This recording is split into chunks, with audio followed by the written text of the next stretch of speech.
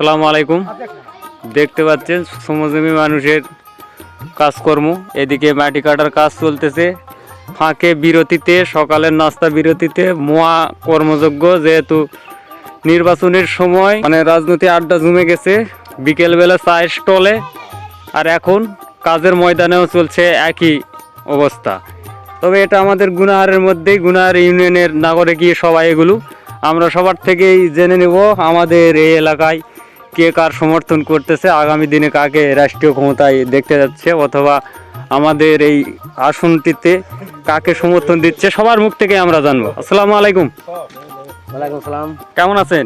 ইনশাআল্লাহ আল্লাহর রহমতে ভালো আছি। তো আগামী দিনে আমাদের এই আসনটিতে বগুড়া তিনে আপনি কাকে সমর্থন করতেছেন? আমাদের বগুড়া 3 আসনে আগামীতে নূর মোহাম্মদ আবু তাহেরকে আমরা দেখতে চাই।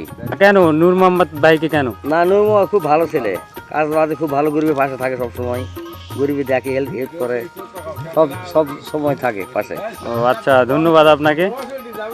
চলে যাচ্ছি আমরা আরেকজনের কাছে। চাচা, আপনার কি অবস্থা? আপনি আগামী দিনে কাকে সমর্থন করতেছেন বগুড়া তিনে? বগুড়া তিনে নূর মোহাম্মদ দাঁড়িপাল্লাকে আমরা সমর্থন করতেছি। যাক, ধন্যবাদ। আপনি? নূর মোহাম্মদ প্রধান এমপি সাবেক, ওকে আমরা চাই। মাশাআল্লাহ মাশাআল্লাহ, ধন্যবাদ। আপনি কাকে সমর্থন করছেন? দাঁড়িপাল্লা। তো তাই আমি তো দেখতেছি এখানে মোটামুটি সবাই দাঁড়িপাল্লারই সমর্থনকারী। আপনি কাকে সমর্থন করতেছেন? আমাদের এলাকায় যখন নূর মোহাম্মদ আবু তাহের আছে, কাজ করতেছে ভালো, তো সবাই ওকে যাচ্ছে, আমরাও চাই ওকে নূর মোহাম্মদ যাতে এলাকার এমপি হয় এবার। মাশাআল্লাহ মাশাআল্লাহ। আসসালামু আলাইকুম। চাচা, আপনি কাকে সমর্থন করতেছেন আগামীতে? আবু তাহেরকে দাঁড়িপাল্লায় ভোট দেব। মাশাআল্লাহ, ধন্যবাদ ধন্যবাদ। ভাই আপনি?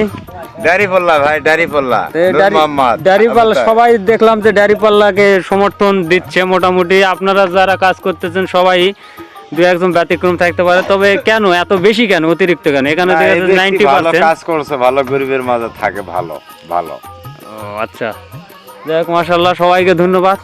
দেখতে পেলেন অবস্থা আমাদের গুনার নাগরিকদের। আগামী দিনে দাঁড়িপাল্লার বিজয় আমাদের এই আসনটিতে সুনিশ্চিত হবেই। তো সবাইকে ধন্যবাদ জানিয়ে আজকের এই জনমত জরিপ শেষ করছি। ধন্যবাদ সবাইকে।